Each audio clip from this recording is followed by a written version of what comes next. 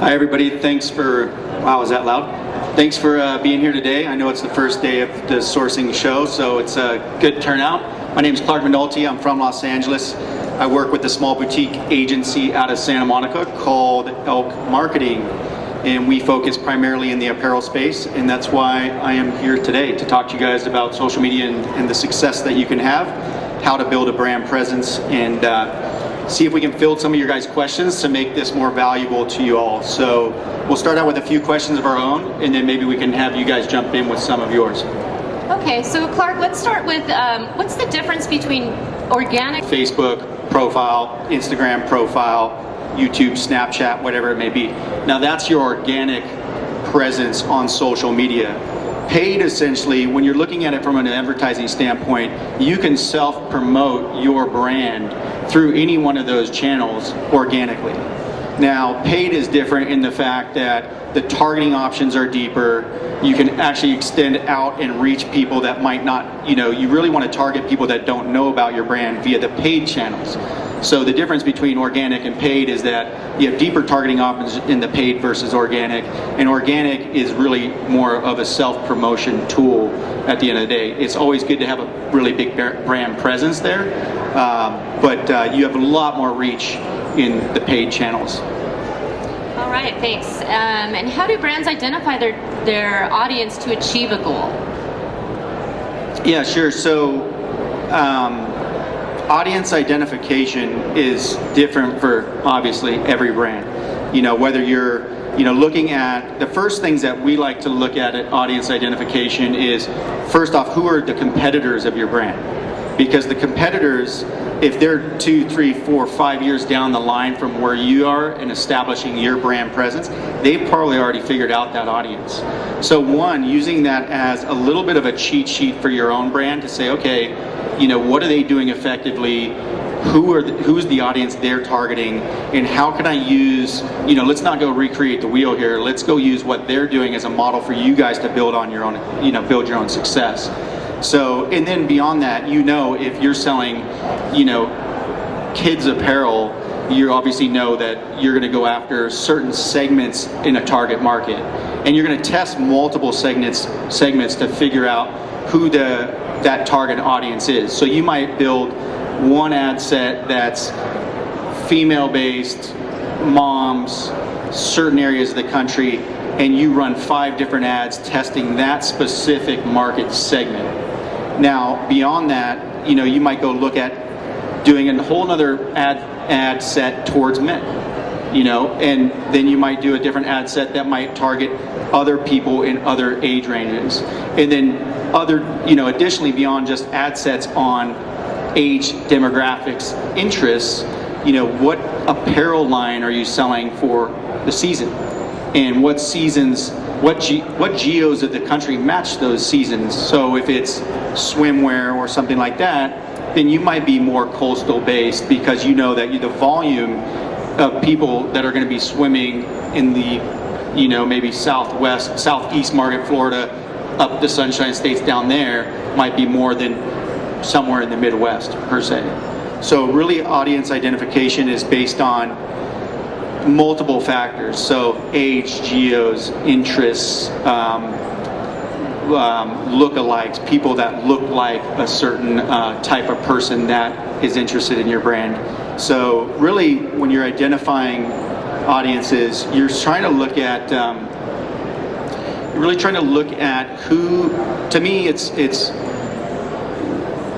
I start with the competitors first, and then I start to drill down. Okay, so once you've identified that audience, how do brands begin to grow that following? Sure. So growth, and how many people here have your own personal profile? I would imagine pretty much everybody here has their own Instagram, Facebook, right? And then how many people have their own brand profile? So probably like 50% of the room, if not more, that didn't raise their hands. But so really, growth is based on consistency. So velocity is really growing your audience in the paid channels is about having multiple ad sets across multiple different, call it marketing segments like we just talked about. So today we're hearing a lot about all these social media influencers. So how do we find them, and then how do we use them once we find them, and what's the best way to go about it? Sure. So, I mean, clearly not everybody can like hire Kim Kardashian and, pay $1 million for a post, but there are ways for influencers to be really effective still. I mean, that whole era of influencers 2 years ago was super hot. It's still very important, and we still run, for our agency, we still run effective influencer campaigns across the board, but we look at segments, influencer follower counts as not so much as like million followers, 500,000 followers. We're looking at more micro or niche targeted influencers that have a specific targeting of people that we want to tap into, and they might be specific to one part of the country or one specific ideology. So we try and go after those people that have 10,000, 50,000, and we do it in volume. So we might find 50 in the apparel game. You might find 50 influencers that have 5 to 10,000 followers, and a lot of those people are probably use this many conversions tied back into the e-commerce storefront, and this is the overall value. So if we sign all those influencers, discount codes, affiliate links, specific hashtags, then we can go back and look at the relevancy to the brand, the traffic relevancy, but we can also look at the overall sales. And that's what matters to everybody here, is how much are you actually selling. So influencers can be very strong. Without the right software, it can be sort of daunting, right? Because let's just say, and everybody knows Instagram and Facebook, if you're messaging 50 people, I mean, think of that email flow back and forth. It's going to be a lot for one person to manage, and then to start to deploy those campaigns successfully and do it consistently over time. So we found we have some proprietary ways to manage those campaigns across the board, and it's been pretty effective. So. Isn't it usually too quality over quantity? You want to make sure that the people, you could have 1 million followers on your Instagram, but if they're not your target customer, how do you kind of gauge through that? Well, yeah, so quality over quantity, but we want to see sales. We want to see transactions. So that's the name of the game for us, is revenue. How do we drive revenue in the storefront? And that's where we identify, are these influencers, are they bringing you value? So through some of the campaigns that we run, we can specifically, through those discount codes, through those hashtags, affiliate tracking links, we can track specifically from that one influencer how many transactions they had through the store.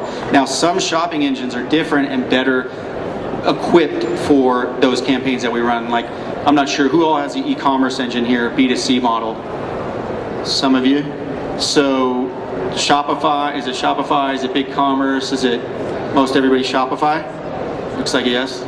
Yeah, so good call on that platform. I mean, that's the platform we recommend because it has the most you can use through there for, getting people in your automated abandoned cart flows and getting people into your thank you series and your win back series. All those automated flows are huge to be able to getting people, one, into your marketing funnel, and two, to be able to convert them. So, if you look at traffic from a standpoint of, great, okay, these influencers are getting people to your website, but people aren't checking out. Well, what are you guys doing in the mid-funnel, the bottom of the funnel, to really convert those influencers? Do you have, those upsell plugins added into Shopify? Are you using, specific pop-ups to engage them? Are you using other apps within Shopify to quantify that, hey, you're $25 away from free shipping? So there's a ton of different tools and methodologies within Shopify to be able to convert those people once they're already in your marketing funnel. Okay, so the big question is, what are the biggest mistakes that you see a lot of brands making when using social media to market? Sure. I mean, this to me is really simple. It's consistency across the board. And really, consistency comes down to execution. Can you execute effective marketing campaigns for consistently over 6 months to a year's period? And do you have the right budgets to really deploy? Even if you have small budgets, it's fine, but are you doing it consistently? And what we see is a lot of people having expectations of, okay, I'm going to pump $2,000 into some different marketing channels, and is that going to drive me ROI? Well, it obviously depends on what the brand's presence is already. Do you have a brand story out there in the market? Do people recognize the brand? And is this something that people are readily going to want to go buy? But really, it's about consistency. So staying in front of your user base and then hitting them where they are. So obviously being in the right channels for where your customer base is. If you're a B2B, if you're a B2B play, you might not necessarily be in Instagram. It might not make sense to be in Instagram or Facebook, but it might make a lot of sense to be in LinkedIn. It might make a lot of sense to have a really strong retargeting campaign running behind the scenes to where you're recapturing users that have been to your site because you've cookied them. You have all the right tech stack plugged in. You got your Facebook pixels, all your tracking pixels, so you're cooking people as they come to your site. Now they're in your funnel. Are you converting them where they're at online? Is there such a thing as overposting too? I mean, what's the recommended, daily? I mean, you see some brands, constantly every time you open your newsfeed, there's. Yeah, this is sort of like, I hear everybody has an opinion on, posting and too much and whatnot. I mean, you're always going to suffer attrition of a customer. To me, it's, you want to stay relevant, you want to stay present, but people are going to get sick of seeing your email campaigns. People are going to get, overly bombarded by content.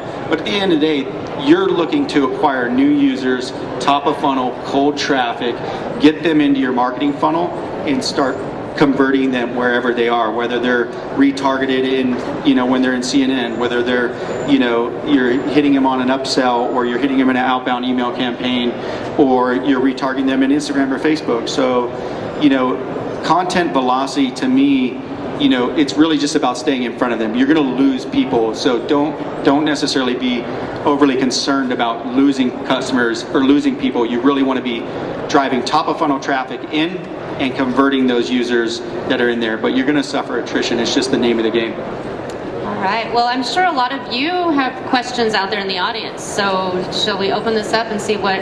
Yeah, I think yeah, definitely. I think it's important for these panels here to hear from you guys, because you guys might have specific questions, and if we can help you guys, if we can provide a little value here, that would be, I think, is more beneficial. So I'll come around with the microphone so everyone can hear.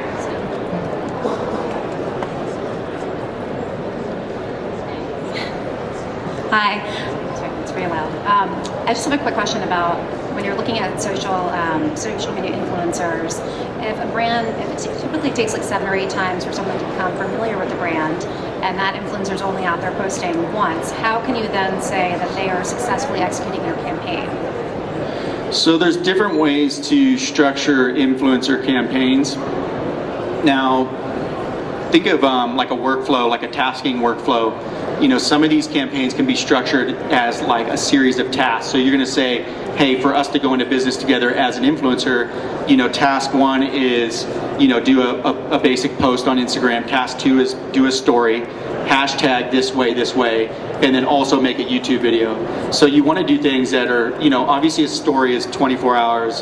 A post is a little bit more obviously sustainable for a longer duration, and then YouTube, it's indefinitely gonna index and be run. So instead of just having them do a post, you want to try and get the maximum value out of the influencer as possible.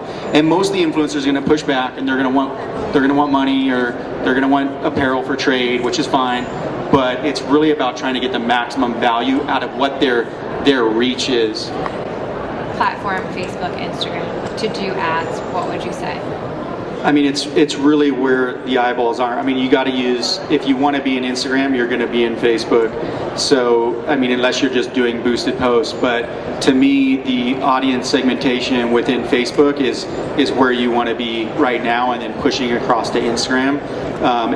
They're sort of one and the same in my mind. Everything that we do in Facebook, we run in Instagram. So if you're B2C based, yeah, I mean, that's where the majority of the eyeballs are. But for a lot of like the wholesalers and the manufacturers, they might want to be in different platforms. But if you're B2C, 100% Facebook and Instagram. Do you think Instagram story ads are better than the Instagram feed? Yeah, if you look at the algorithm now, I mean, they change the algorithm like every other week, right? But if you look at the algorithm now on Instagram, stories have a higher engagement rate than posts do. So we definitely recommend a lot of stories. We recommend third-party content, using other people's, if someone's in your brand, obviously you're sharing that on stories because they're going to reshare your story on their story, and it can keep going like that. So yeah, stories are really strong right now. That's where we try and we do focus a lot. I just wanted to ask the audience too, do all of you know what stories are? 'Cause some people are really new to the social media. No? No? So Instagram stories you're familiar with Instagram, the platform? So where you would post a photo that's on your profile. So a story is essentially a 24-hour snapshot. It can be video, it can be a photo, and it only lasts for a certain amount of time, similar to like Snapchat, right? So, but stories seem to do have better engagement than the posts do at this time. It might, everything always changes, but yeah.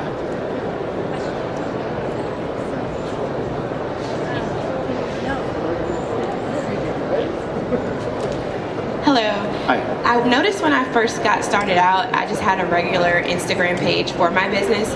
And then once I got everything done and I was ready to launch, I converted it over to a business page because I wanted the analytics with it. What I noticed was when it was just a regular Instagram page, people followed me every day. But when I converted it over, even though I run the ads, it's like they come every now and then. And I'm using the same hashtags. I'm looking at doing the hashtags and seeing which ones have the most followers, and it's just weird. And I've talked to other social media people, and they were like, yeah, it's weird. So they converted theirs back to a regular account, and they said that the followers are just coming. Have you heard that before? Or? Well, I think, Facebook and Instagram, I think they're smart to, the pay-to-play model, right? So they know that if you're a business page or your business profile, they want you to pay for paid media. So, I don't work there. I don't know what their algorithms do behind the scenes, but I could tell you that they are smart to the fact that they want to turn revenue in those platforms. So, I don't know if they downgrade or like give you a lower score because of that. Everything's sort of based on quality score these days, especially in like with Google too. But there's a lot that goes into quality score, and it's interesting. It might be something if you guys are really interested in marketing is look at quality score, look up the definition on Google, and you'll sort of get a good understanding of what goes into ranking your business. Excuse me, my voice carries. My question is, we were looking about doing a short video to really tell the story of our brand. We are a retailer, but that's very specific on who we sell and our focus. And so we thought, is that something that's attracting people still? Our videos and kind of more candid story and our personality coming across something that is more relatable, that can create a greater impact than just, a stagnant post? And typically lengthwise, what would you recommend? Yeah, 100% videos are strong. So, we try and encourage all of the brands that we work with to build out video content. And the snippets of video content, I mean, think of everything. I'm speaking on another panel here on Tuesday about millennials and Gen Z, and it's all about snackable content, like bite-sized bits of content. So really people's attention spans are with cell phones and Instagram and stories, you're really only engaging people. You only have a few seconds to really engage someone when they're scrolling through media on Facebook or Instagram. So anything between 6 and 14 seconds is good. 14 seconds, you can run non-skippable ads on YouTube. Really strong 6-second ads there are really good. Same thing with Facebook and Instagram, 6-second ads. How do you engage people in a 6-second ad? So you really want to get them, the whole goal is get them into your funnel, get them to your site so that then you can start retargeting them and you can start to re-engage them once you've cookied them. So anything that sort of has brand appeal, or you can get off in 6-second messages and then get them to the site, maybe do a landing page that has the longer version. So usually just something short and snackable is good. 100%, yeah. Organic, super, yeah. You know, who you are as a brand, even if it's not perfect, I think people relate to, you know, just more, I mean, we have another brand that's the entrepreneur, she's amazing. She creates amazing content, and it's not 100% perfect, but people identify with that. And she's really been growing her brand that way. So, and the more content you create, the more you can test different segments with that content. I have a question about budget. So Sure. I don't have enough time to do it myself. Okay. So everyone promises the world, but what's the guarantee on the ROIs? And, you know, what's the minimum amount to where I'm going to see results? And there's a lot of questions about the financial part of it. And they always say it takes time. And then 3 months later and $5,000 later, you know, there's no ROI. Sure. So the thing you want to be careful about is, I mean, everybody wants to know, what does it cost? What's the ROI? The biggest thing is, how do you realize ROI? So you want to find a marketing firm that really measures the data and tracks the data from ad click to checkout. And that can present that in a way to you that shows you quantifiable ROI or return on your ad spend. So, what's that? A reasonable place financially to start. Where would you recommend? First, Well, we're trying to compete with all these big companies. Sure. So sometimes you feel like you throw 1,000, 2,000, 3,000 out there, and you're competing with these huge companies that are they have a staff. Yeah. So what do you recommend for Well, starting point to make a little bit of a difference? A lot of those companies have a really deep tech stack, right? Meaning so the term omni-channel balance is a thing. It's multiple channels, you know, of marketing. Facebook, Instagram, LinkedIn, YouTube, Google, you know, videos all over the place, you know, on their websites, their tech stack's deep, they're tracking people, they're cooking people, they're upselling people, they're doing all these things. So really it's looking, for me, what we do first is look at your tech stack, look at the website, where are you driving traffic to? Because if you're driving, you could be spending $2,000-$3,000 and you're driving traffic to an old outdated website that doesn't readily convert people, and it might not even be converting people well on mobile. And where is 60 to 70% of all the traffic now? It's mobile. So we first go back and look at what does your tech stack look like, and then take the budget and work it backwards. Okay, what can we afford to spend into? Where is your customer base? How can we target them with the amount of funds that we're working with? So really we take a little bit of a different approach and make sure that we can convert the user first on the platforms that you have before we spend any money. So it's really hard to say, you know, hey, you start with $2,000, you know, because, you know, it depends where your customer is and what your tech stack looks like. We could talk after if you want, sure. Yeah, hello. I'm a manufacturer. I'm from Pakistan. I'm looking to get new buyers and independent sales, right? For people who are like brand owners and stuff, they know how to market. They can market on Snapchat, Instagram, stuff like that. How do I market except for the stalls? What are online services I could use except for these stalls? Sure, yeah, great question. So that's your B2B play, right? So business to business. So you're looking to target people based on what their job titles are. Their buyers. LinkedIn's going to be really strong for that. Outbound email, list building. So going and acquiring lists of people that are relatable to your business, right? So for me, it would be, and I'm happy to talk to you in depth about this, but it's really about list building, custom audiences, targeting people based off what their job titles are in specific platforms that are more business based. How do I acquire the list you told about? Well, the details of it depends what audience you're looking for, and then you can acquire lists in all sorts of different ways. Sometimes it can be, sometimes you can buy them. I want to add something. Yeah. Yeah. Be very careful when you said sometimes you can buy them, because there's a lot of fraudulent, Yes, true. I'm a trade show organizer also, and we have our people constantly getting, our exhibitors get emails saying, you want to buy the DG Expo, attendee list, and it's not our list. And I know people who have spent a few $100s to get this list of fake emails, so Yeah. just be careful, because there's a lot of that going on. So when you're going to buy a list, just know you're getting it from a reputable company. I had a question regarding the use of AdWords and driving traffic to a business-to-consumer site. Sure. What is is that an effective platform, or is that usually a Google AdWords? high cost? Yeah. Oh yeah, yeah. I mean, it's pretty much looking at the #1 advertising platform on the planet.